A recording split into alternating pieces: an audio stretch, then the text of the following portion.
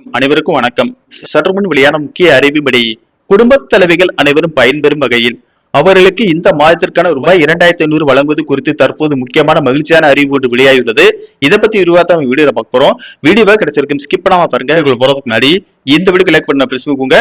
இப்ப அந்த சேனலுக்கு முதன்முறையா வரீங்கன்னா சப்ஸ்கிரைப் பட்டனை பிரஸ் பண்ணிக்கோங்க. அப்படியே பக்கத்துல இருக்கக்கூடிய பெல் ஐகான் பட்டனை பிரஸ் பண்ணிக்கோங்க. வாங்க வீடியோக்குள்ள போகலாம். குடும்பத்திற்காக வாழ்நாள் முழுவதும் ஓயாமல் உழைத்துக் கொண்டிருக்கும் ஏழை பெண்களின் உழைப்புக்கு அங்கீகாரம் கொடுப்பதற்காகவும் வறுமையை ஒழிப்பதற்காகவும் தமிழ்நாடு அரசால் செப்டம்பர் 15ஆம் தேதி 2023ஆம் ஆண்டு கலைஞர் மகளிர் உரிமை தொகை திட்டம் கொண்டு வரப்பட்டது. இந்த திட்டத்தின் மூலம் அரசின் நிபந்தனைகளை பூர்த்தி செய்யும் தகுதியான குடும்ப தலைவிகளின் வங்கிக் கணக்கில் மாதந்தோறும் 15ஆம் தேதி ரூபாய் 1000 நேரடியாக வரவைக்கப்படுகிறது. இதை வைத்து பெண்கள் தங்களுடைய அன்றாட குடும்ப செலவுகளை செய்து வருகின்றனர்.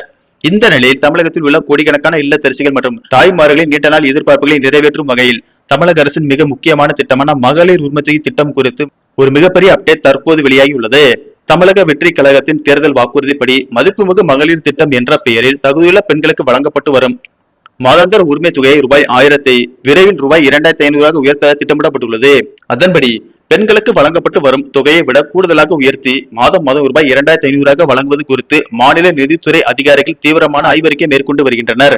அரசின் இந்த திட்டம் தங்கு தடையின்றி செயல்பாட்டுக்கு வந்தால் தமிழகத்தில் உள்ள முன்னுரிமை மற்றும் முன்னுரிமையற்ற என்று பிரிக்கப்பட்டுள்ள அனைத்து விதமான குடும்ப அட்டைகளின் அடிப்படையில் சுமார் 2 கோடிக்கும் அதிகமான ஏழை எளிய குடும்ப தலைவிகளுக்கு இந்த மாபெரும் விரிவாக்கம் நேரடியாக சென்றடையும் என தெரிகிறது.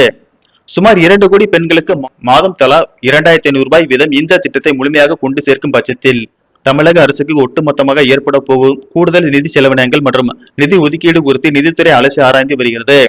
இந்த நிதி கணக்கீடுகள் அனைத்தும் இறுதி செய்யப்பட்டதும் விடுபட்ட தகுதியான புதிய பெண்களை உள்ளடக்கி வரவேற்கும் பட்ஜெட் கூட்டத்தொடரில் இதற்கான அதிகாரப்பூர்வ அரசாணை மற்றும் வரலாற்று சிறப்புமிக்க அறிவிப்பு முதல்வர் விஜய் தரப்பில் இருந்து வெளியாக உள்ளது.